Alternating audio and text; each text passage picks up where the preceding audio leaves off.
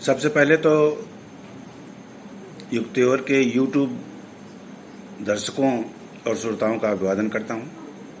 और आज एक बड़ा बहुप्रचारित पद जो सांस्कृतिक राष्ट्रवाद की संज्ञा से विभूषित है, उस पर थोड़ी सी बात आपसे करना चाहता हूं।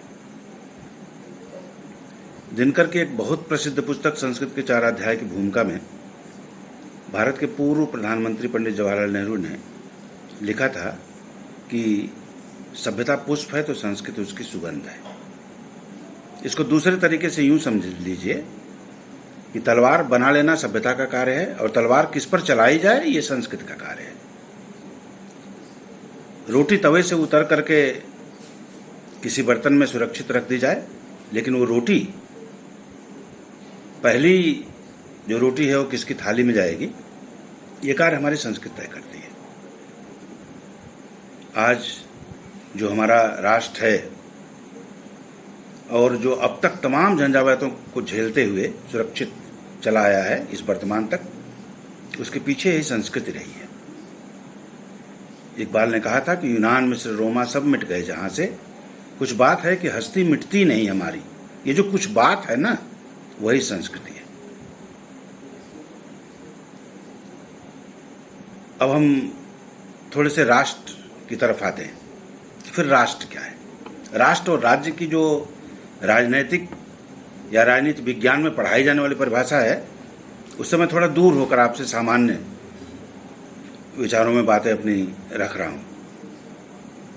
एक जैसा अतीत गौरव, वर्तमान में एक जैसी इच्छा, एक साथ महान कार्य करने की इच्छा और अपने आप को निरंतर बेहतर बनाते जाने का भाव, ये सारी चीजें मिलके हमको एक जन के रूप में तैयार करती हैं। और जो राष्ट्र है वो मूलतः उसी जन की आत्मा है।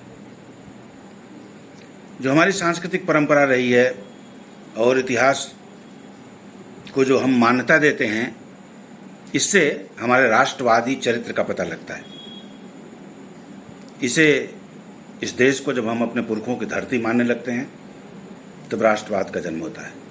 वाल्टर स्कॉट ने कहा था कि breathes there the man with soul so dead who never himself has said it's my own my native land.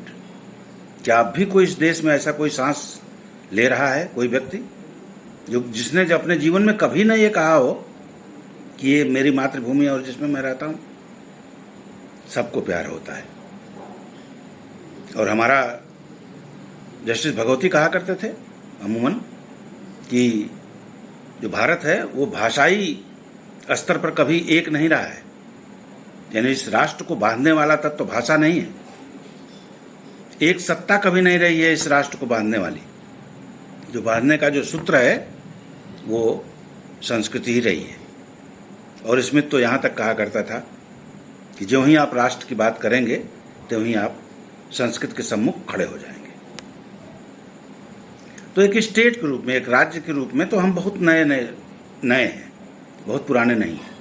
लेकिन जो हमारा राष्ट्र है वो एक सांस्कृतिक राष्ट्र शुरू से रहा है।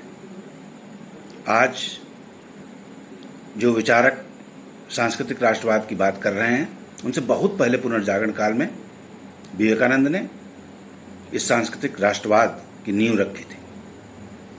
और उन्होंने बताया था, युवाओं को संबोधित करते हुए कहा था कि अतीत के उज्जवल निर्झर का रस पियो, वर्तमान की विश्रांति को दूर करो, थकन को दूर करो और भविष्य की तरफ पग बढ़ाओ, आगे चलते जाओ। ये जो विवेकानंद का सांस्कृतिक राष्ट्रवाद था, ये पौरवात्य बनाम पाश्चात्य था।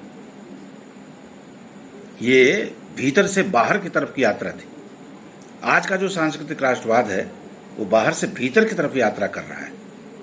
मित्रों, जो हमारी साझी संस्कृति रही है, जो हमारी संस्कृति का प्राण तत्व रहा है, जो विभिन्नता में एकता की बात करती है, उसी को पिरोने के लिए विवेकानंद ने सांस्कृतिक अवधारणा का तत्व दिया था।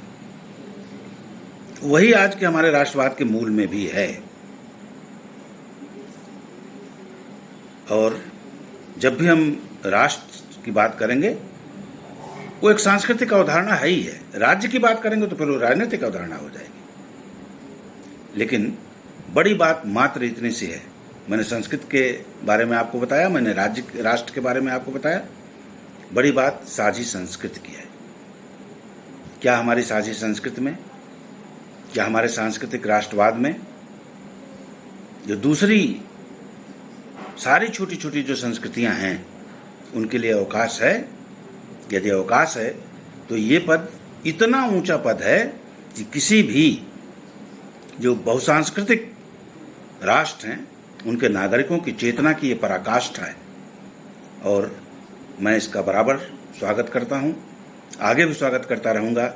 लेकिन इसी साझी संस्कृति में जो सबके लिए स्पेस है वो बना रहे। धन्यवाद।